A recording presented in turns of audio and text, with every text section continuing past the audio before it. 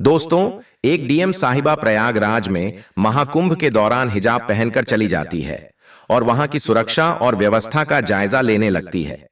तभी कुछ महिला पुलिसकर्मी की नजर उन पर पड़ती है और वह उन्हें आतंकवादी समझकर उन्हें थाने ले जाती है। तो दोस्तों, कौन थी वह डीएम साहिबा और क्यों वह हिजाब पहनकर महाकुंभ में गई? सच्चाई जानने के लिए वीडियो को अंत तक जरूर देखना। मेरे साथियों, वीडियो को शुरू करने से पहले आपसे एक रिक्वेस्ट है कि वीडियो को लाइक और हमारे चैनल सन्यासी फैक्ट्स को सब्सक्राइब करना मत भूलना। दोस्तों, प्रयागराज में महाकुंभ के दौरान सुबह का समय था और डीएम साहिबा यानी कि जिला अधिकारी खुद मैदान में थी। उनका नाम सीमा अंसारी था। अपने काम के प्रति ईमानदारी और सख्ती के लिए वह जानी जाती थी। इस बार प्रशासन ने कुंभ में सुरक्षा और व्यवस्था के कड़े इंतजाम किए थे। सीमा साहिबा को इस बात की जिम्मेदारी दी गई थी कि पूरा आयोजन शांति और सुव्यवस्थित ढंग से संपन्न हो। सीमा साहिबा को आमतौर पर सूट या साड़ी में देखा जाता था, लेकिन इस बार उन्होंने अपने धर्म और संस्कृति को ध्यान में रखते हुए हिजाब पहन रखा था।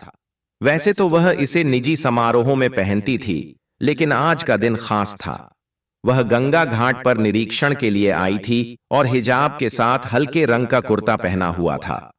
घाट पर तैनात पुलिस वाले हर व्यक्ति की गतिविधियों पर नजर रख रहे थे। विशेष रूप से संदिग्ध व्यक्तियों की जांच हो रही थी।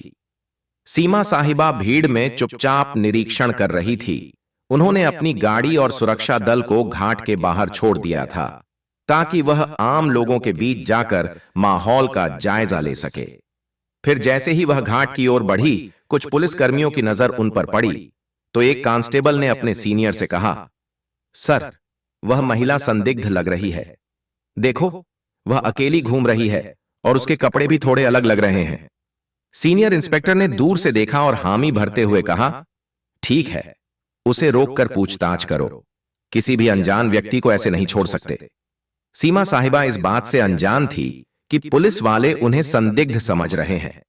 जब वह घाट के पास रुकी और एक छोटे बच्चे से गंगा जल के बारे में बात करने लगी, तभी दो पुलिसकर्मी उनके पास आ गए। मैडम, आपको यहां क्या करना है? तब सीमा ने शांत स्वर में कहा, बस ऐसे ही दर्शन करने आई हूं और व्यवस्थाओं को देख रही हूं। पुलिसकर्मी उनकी बातों को नजरअंदाज करते हुए बोले, आपका आईडी कार्ड दिखाइए। सीमा ने मुस्कुराते हुए जवाब दिया, आईडी कार्ड तो मेरे पास है, लेकिन आप ये क्यों पूछ रहे हैं? यह सुनकर पुलिसकर्मी थोड़ा सख्त हो गए। आप आईडी नहीं दिखाएंगी तो हमें आपसे पूछताछ करनी पड़ेगी। आप अकेले क्यों घूम रही हैं? सीमा को समझ नहीं आया कि बात किस ओर जा रही है। तभी सीनियर इंस्पेक्टर भी आ गए और बोले, आपके पास कौन सा सामान है? कृपया अपना बैग खोलिए। सीमा साहिबा ने स्थिति को समझने की कोशिश की। उन्होंने सोचा कि अगर अभी वह अपनी पहचान बताएंगे तो यह लोग शर्मिंदा हो सकते हैं। इसीलिए उन्होंने पहले पुलिसकर्मियों की गंभीरता को परखने का मन बनाया। उन्होंने शांति से कहा, आप जो चाहे पूछ सकते हैं, मैं यहां किसी गलत इरादे से नहीं आई हूं। पुलिसकर्मी अब पूरी तरह से शक के घेरे में आ गए। उन्होंने सीमा का बैग ले लिया और जांच शुरू कर दी। इसी दौरान एक अन्य पुलिसकर्मी ने कहा, इन्हें थाने ले चलते हैं, वहां पूरी पूछताछ करेंगे। घाट पर खड़े लोग इस नजारे को देखने लगे। किसी ने कहा, लगता है कोई संदिग्ध है। देखो पुलिस वाले कितने गंभीर हैं। सीमा साहिबा अब तक शांत थी। उन्होंने तय किया कि वह अब भी अपनी पहचान नहीं बताकर स्थिति को और आगे बढ़ने देंगी। सीमा को थाने ले जाया गया। वहां इंस्पेक्टर ने उनसे सवाल जवाब शुरू कर दिए। आप कहां से आई हैं? यहां क्यों आई हैं? आपका नाम क्या है? सीमा ने मुस्कुराते हुए कहा, क्या मैं अपना नाम बाद में बता सकती हूं? पहले आप अपने सवाल खत्म कर लीजिए। इंस्पेक्टर को यह बात नागवार गुजरी। उसने सख्त लहजे में कहा, आपकी यह हरकतें और चुप्पी हमें मजबूर कर रही हैं कि आपको को हिरासत में लिया जाए। अब तक सीमा ने चुपचाप सब कुछ सुना, लेकिन वह जानती थी कि इस कहानी का अंत उन्हें ही लिखना होगा।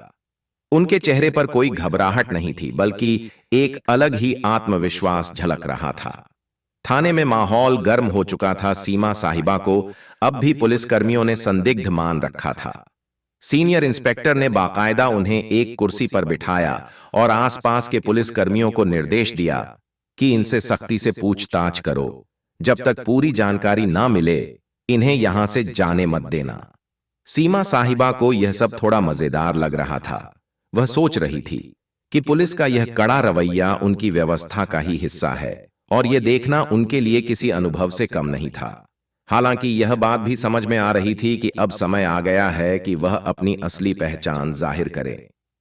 इंस्पेक्टर ने एक और सवाल किया, आपके पास महाकुंभ में घूमने की अनुमति है या नहीं? सीमा ने हल्की मुस्कान के साथ जवाब दिया, मैंने अनुमति ली है, लेकिन शायद आप मुझे पहचान नहीं पा रहे हैं।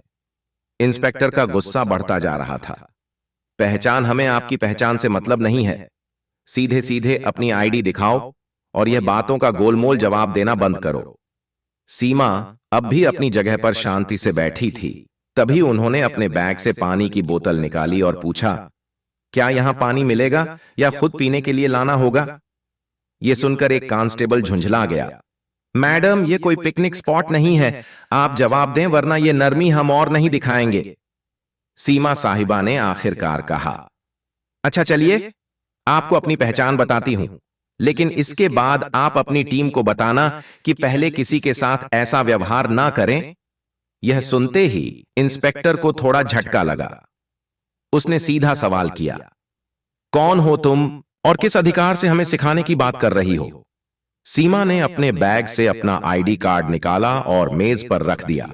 उस कार्ड पर साफ लिखा था, सीमा अंसारी, जिला अधिकारी, हरिद्वार। अब इंस्पेक्टर का चेहरा तो सफेद पड़ गया। वहां मौजूद अन्य पुलिसकर्मी भी एकदम चुप हो गए। कांस्टेबल जो अभी तक सबसे ज्यादा बोल रहा था, धीरे धीरे पीछे खिसक गया। इंस्पेक्टर ने कार्ड उठाकर देखा और उसे बार बार पलटा और बोला, आप डीएम साहिबा हैं? सीमा ने शांतिपूर्वक कहा, जी हां, और मुझे लगता है अब आप समझ गए होंगे कि मैंने अपनी पहचान पहले क्यों नहीं बताई। मैं सिर्फ यह देखना चाहती थी कि आप लोग अपनी ड्यूटी कितनी ईमानदारी और सतर्कता से निभाते हैं, और मैं कहूंगी कि आप लोग बुरे नहीं हैं, लेकिन सावधानी में भी थोड़ा संतुलन होना चाहिए। इंस्पेक्टर ने तुरंत खड़े होकर माफी मांगते हुए कहा, मैडम हमें बिल्कुल अंदाजा नहीं था कि आप ही हमारी डीएम साहिबा हैं। आपकी वेशभूषा और अकेले घूमने का तरीका थोड़ा असामान्य लगा, इसलिए हमने आपको रोका, लेकिन हमारा मकसद केवल सुरक्षा था। सीमा ने जवाब दिया, मुझे पता है आप सभी अपनी ड्यूटी कर रहे थे और मैं खुश हूं कि आप चौकन्ने हैं, लेकिन ध्यान रखें कि अगर कोई महिला या आम नागरिक आए तो उनकी बातों को भी ध्यान से सुने। हिजाब या किसी के कपड़ों के आधार पर अंदाजा लगाना हमेशा सही नहीं होता। इंस्पेक्टर ने तुरंत थाने के स्टाफ को निर्देश दिया कि हमारी साहिबा के लिए चाय पानी लाओ और तुरंत उनकी गाड़ी मंगवाओ। सीमा ने मुस्कुराते हुए कहा, नहीं इसकी जरूरत नहीं, मैं तो यह देखने आई थी कि हमारा प्रशासन कैसे काम कर रहा है और मुझे खुशी है कि आप लोग काम कर रहे हैं। लेकिन याद रखें, हर बार शक की बिनाह पर किसी को आतंकवादी या अपराधी मान लेना उचित नहीं। यह बात सुनकर इंस्पेक्टर ने सिर झुका लिया और बोला, आपकी बात सही है मैडम, हमें इस पर काम करना होगा। सीमा ने हंसते हुए कहा, काम तो ठीक है, लेकिन अब मुझे मेरे काम पर वापस जाने दीजिए और अगली बार किसी से बात करने से पहले उसकी बात को ध्यान से सुनने की आदत डालिए। थाने से बाहर आते समय कुछ पुलिसकर्मी और कर्मचारी उनके साथ घाट तक गए। वहां मौजूद लोग अब भी उन्हें देख रहे थे।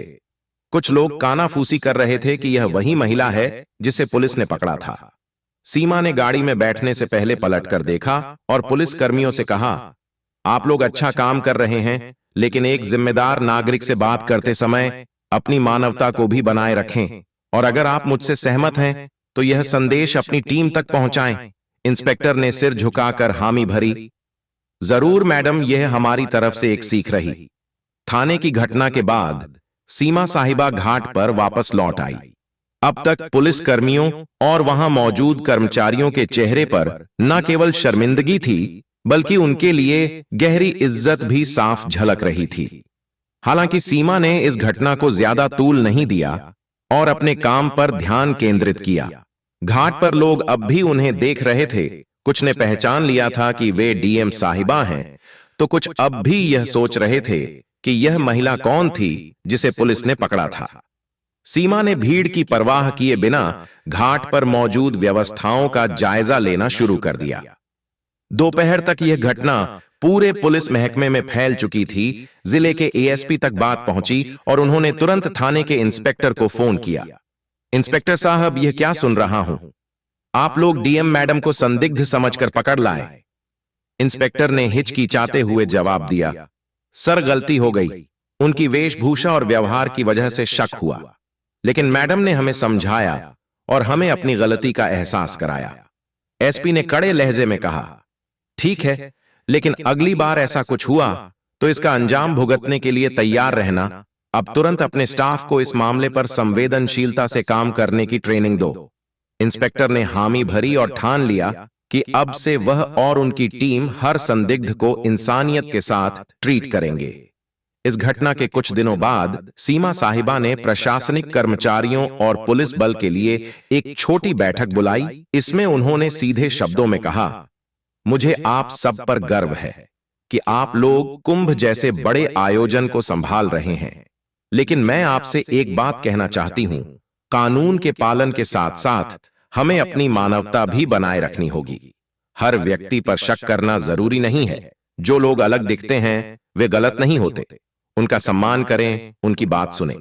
उनके शब्दों ने वहां मौजूद सभी को झकझोर दिया। इंस्पेक्टर ने सबसे सामने माफी मांगते हुए कहा, मैडम, आपकी बात ने हमें बहुत बड़ा सबक सिखाया है। हम वादा करते हैं कि आगे से ऐसा कोई मामला नहीं होगा जहां किसी को बिना वजह परेशान किया जाए। यह घटना मीडिया तक भी पहुंच गई, हालांकि सीमा ने इसे सार्वजनिक रूप से उजागर करने से मना कर दिया। उन्होंने कहा, यह घटना व्यक्तिगत है और इसे उदाहरण के तौर पर लेना चाहिए, ना कि इसे किसी विवाद का हिस्सा बनाना चाहिए। दोस्तों, इस पर आपकी क्या राय है, हमें कमेंट्स में लिखकर जरूर बताएं और इस वीडियो को लाइक करके चैनल को भी सब्सक्राइब जरूर करें ताकि आपको ऐसे ही ज्ञानवर्धक और रोचक जानकारी हर दिन मिलती रहे। हर हर महादेव दोस्तों, धन्यवाद।